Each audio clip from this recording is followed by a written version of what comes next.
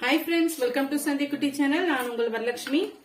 இன்னைக்கு நம்ம சேனல் மூலமா இந்த மழை சீசனுக்கு அதுவும் ஒரு சூப்பரான ஸ்நாக்ஸ் தாங்க நம்ம பார்க்க போறோம். அதுக்கு ஒரு குழிக்கரண்டி அளவுக்கு நான் ஆயில் சேர்த்துக்கிட்டேன். ஒரு 1/4 ஸ்பூன் அளவுக்கு நம்ம சோம்பு சேர்த்துக்கலாம். அதிகமா வேண்டாம், கொஞ்சம் ஒரு 1/4 டீஸ்பூன் அளவுக்கு சேர்த்துக்கலாங்க. இப்ப இது கூடவே பாத்தீங்கன்னா நான் பூண்டு நறுக்கி வச்சிருக்கேன் பாருங்க. சின்ன சின்ன பீஸா நறுக்கி வச்சிருக்கேன். ஒரு 4 பச்சை மிளகாய் குட்டி குட்டி பீஸ்களை கட் பண்ணி வச்சிருக்கேன்.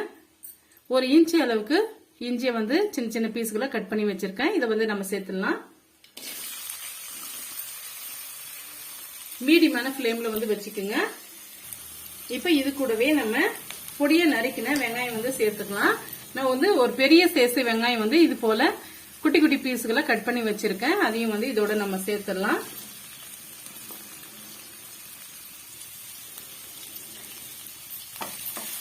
சேர்த்துட்டு நல்லா வதக்கி விட்டுடலாங்க. சீக்கிரம் வதங்கி வர்றதுக்காக இது கூட நம்ம உப்பு சேர்த்துக்கலாம். பாருங்க, ஒரு 1/2 டீஸ்பூன் அளவுக்கு நான் சால்ட் சேர்த்துக்கிறேன்.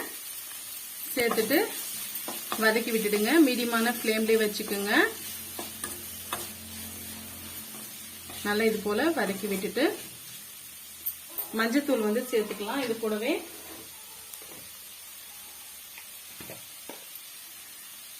இந்த அளவுக்கு மஞ்சத்தூள் சேர்த்துக்கலாம்.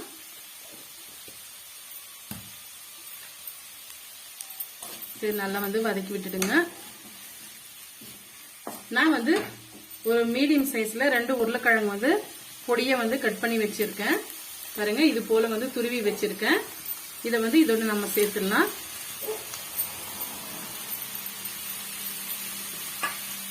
சேர்த்துட்டு நல்லா வதக்கி விட்டுடுங்க. இதே நம்ம ஸ்டஃபிங்காக தான் நம்ம ரெடி பண்ணிட்டு இருக்கோம். சூப்பரா இருக்குங்க இந்த ஸ்நாக்ஸ். இந்த மழை டைம்ல நம்ம சாப்பிட்டோம்னா இதே வயிறு நிரம்பிடும். பாருங்க, இந்த அளவுக்கு நம்ம மிக்ஸ் பண்ணி விட்டுக்கிட்டோம். இப்போ கொஞ்சமா நம்ம தண்ணி தெளிச்சுக்கலாம். பாருங்க, இந்த அளவுக்கு தண்ணி தெளிச்சுட்டு லைட்டா ஒரு ஃபிளேவருக்காக நம்ம இது கூட நம்ம தனி மிளகாய் தூள் சேர்த்துக்கலாம். ஒரு 1/4 டீஸ்பூன் அளவுக்கு மட்டும் நான் சேர்த்துக்கிறேன். ஆல்ரெடி நம்ம பச்சை மிளகாய் சேர்த்துருக்கோம். ஃபிளேவருக்காக மட்டும் நம்ம எப்பவுமே ஒரு கூடுதலா மிளகாய் சேர்த்தோம்னாலும் மிளகாய் தூள் சேர்க்கும் போது அதனுடைய டேஸ்ட் ரொம்ப அட்டகாசமா இருக்கும்.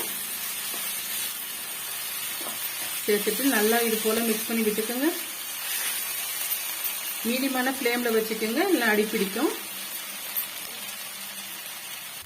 பாருங்க, இப்ப இது கூடவே நம்ம கொஞ்சமா கொத்தமல்லி இலையை போட்டுக்கலாம்.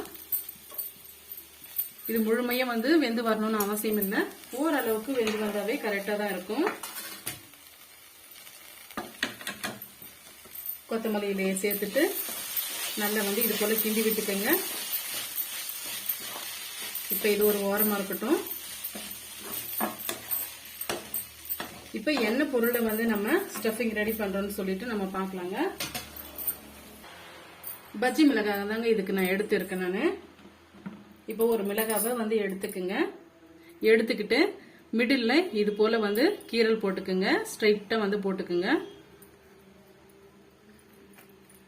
பாருங்க, இது மாதிரி போட்டு விட்டுக்குங்க. அடியில் இது போல கட் பண்ணி விட்டுக்குங்க. நல்லா இது போல கட் பண்ணி விட்டுட்டு ஓபன் பண்ணி இப்ப இது உள்ள இருக்கிற இந்த விதைகளை நம்ம நீக்கி விடலாம். கையாலையும் இது போல எடுத்து விடுங்க. அப்படி இல்லைன்னா நீங்க கத்தியாலையுமே ரிமூவ் பண்ணி விட்டுருங்க.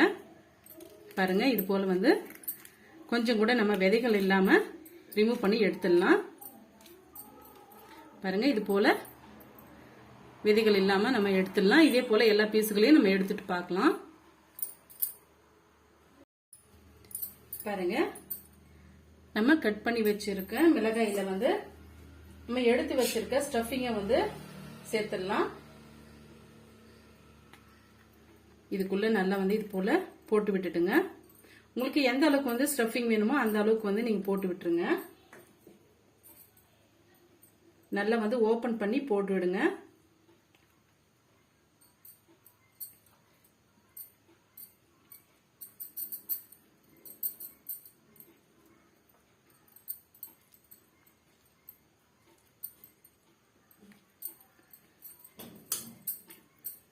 பாருங்க போட்டு விட்டுக்கிட்டு இது போல நம்ம நல்லா இது போல பிரஸ் பண்ணி விட்டுக்குங்க. பிரஸ் பண்ணி விட்டுட்டு தனியா இது போல எடுத்து விட்டுக்குங்க. நெக்ஸ்ட் வந்து நம்ம இது போல போட்டு விட்டுக்கலாம். இதே போல எல்லா பீஸுகளையும் நம்ம போட்டு விட்டுட்டு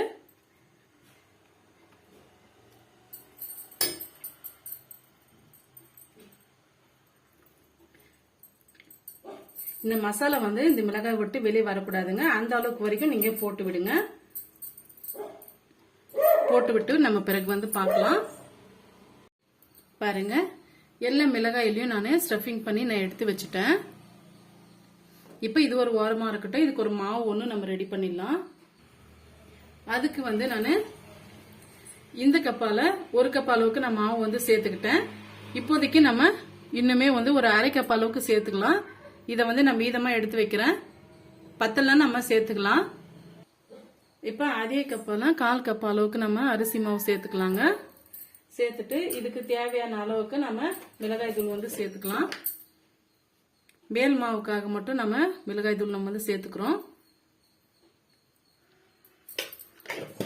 நான் வந்து அரை டீஸ்பூனுக்கு கொஞ்சம் குறைவா வந்து மிளகாய் தூள் வந்து சேர்த்துக்கிட்டேன். மாவுக்கு தேவையான அளவுக்கு நம்ம உப்பு சேர்த்துக்கலாம். நான் வந்து ஒரு அரை டீஸ்பூன் அளவுக்கு உப்பு சேர்த்துக்கிட்டேங்க. ஒரு 1/4 டீஸ்பூன் அளவுக்கு சோடா உப்பு வந்து சேர்த்துக்கலாங்க. சேர்த்துட்டு இப்ப இது கூடவே பாத்தீங்கன்னா கொஞ்சமா வந்து நம்ம சூடான ஆயில் வந்து சேர்த்துக்கலாம். அதிகமா வேண்டாம், கொஞ்சமா வந்து நம்ம சேர்த்துக்கலாங்க. அப்பதான் வந்து நல்ல ஒரு கிறிஸ்பியாவும் சாஃப்டாவும் இருக்கும். சேர்த்துட்டு இது போல நல்லா வந்து மிக்ஸ் பண்ணி விட்டுக்குங்க. இப்ப கொஞ்சம் கொஞ்சமா நம்ம தண்ணி தெளிச்சு பஜ்ஜி மாவு பதத்துக்கு நம்ம பிசைஞ்சு எடுத்துக்கலாம்.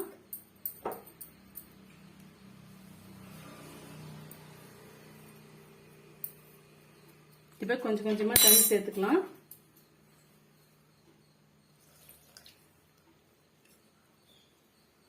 அதிகமா வந்து தண்ணி சேர்த்துக்க கூடாதுங்க. கொஞ்சம் கொஞ்சமா தண்ணி சேர்த்து பிசைஞ்சு எடுத்துக்கணும். இல்லைன்னா வந்து அந்த மிளகாயோட மாவு வந்து ஒட்டி பிடிக்காது. பாருங்க இந்த அளவுக்கு திக்னஸ்க்கு நான் வந்து கரைச்சி எடுத்துக்கிட்டேன். அந்த மீதமா மாவு வச்சிருந்த கடல மாவும் வந்து இதோட நான் சேர்த்துக்கிட்டேங்க. சேர்த்துக்கிட்டு நல்லா வந்து கட்டிகள் இல்லாம இது போல கையால நல்லா கரைச்சி விட்டுக்குங்க. கொஞ்சம் கூட கட்டிகள் வந்து இருக்கக்கூடாது. பாருங்க இந்த திக்னஸ்க்கு வந்து இருக்கணும்.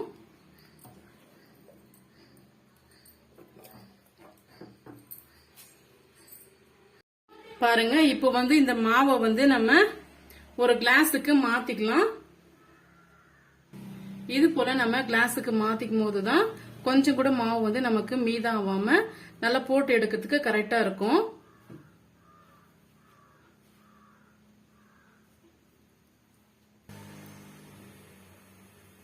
நம்ம பஜ்ஜி போறதுக்காக தேவையான அளவுக்கு வந்து நம்ம ஆயில் சேர்த்துக்கிட்டோங்க. ஆயில் நல்லாவே சூடாயிட்டு இருக்கணும். இப்ப பாத்தீங்கன்னா ஒரு மிளகாயை நான் எடுத்து உங்களுக்கு காமிக்கிறேன். நானு இது போல டம்ளர்ல நம்ம மசாலா வந்து போட்டு வச்சிருக்கீங்களா, அந்த மசாலாவை இந்த மிளகாயோட இது போல டெக் பண்ணி எடுத்துக்கணும். பாருங்க இது போல எடுத்து விட்டீங்கன்னா அந்த பஜ்ஜியோட நல்லா வந்து ஒட்டி வரும். இப்ப நம்ம ஒவ்வொரு பீஸுகளா இது போல மாவு எடுத்துட்டு அடிபாகத்தை இது மாதிரி போட்டு விட்டுக்குங்க. இதே போல எல்லா மாவுகளையும் நம்ம செய்துட்டு போட்டுக்கலாம்.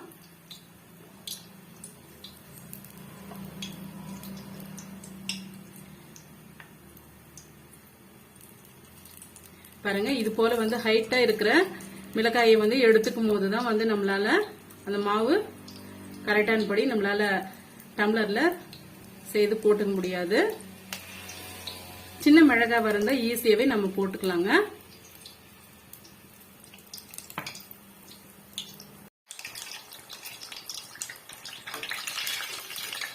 பாருங்க நம்ம சேர்த்திருக்க மாவு வந்து இது போல இருக்கணும். பார்க்கும் போதே தெரியும். நம்ம சேர்த்திருக்கிற மாவோட பக்குவம் வந்து கரெக்டா இருந்ததுன்னா இது போல தான் வந்து எல்லா பஜ்ஜிகளும் வருங்க. சூப்பரா இருக்கும், டேஸ்டியா. இதே போல எல்லா பஜ்ஜிகளையும் நம்ம செய்து முடிச்சிட்டு பிறகு நம்ம பார்க்கலாம். இந்த பபுள்ஸ் எல்லாம் வந்து முழுமையா அடங்கணுங்க. அது வரைக்கும் நம்ம வேக வச்சு எடுத்துக்கலாம். பாருங்க, இடையிடையே வந்து இது போல நம்ம திருப்பி விட்டுக்கணும். திருப்பி விடும் போதுதான் எல்லா சைடும் வந்து நல்லா வெந்து வரும். நல்லா வெந்து வந்துடுச்சுங்க. இப்ப நம்ம எடுத்துக்கலாம். பாருங்க, சூப்பராவே மிளகாய் பஜ்ஜி வந்து ரெடி ஆயிடுச்சு.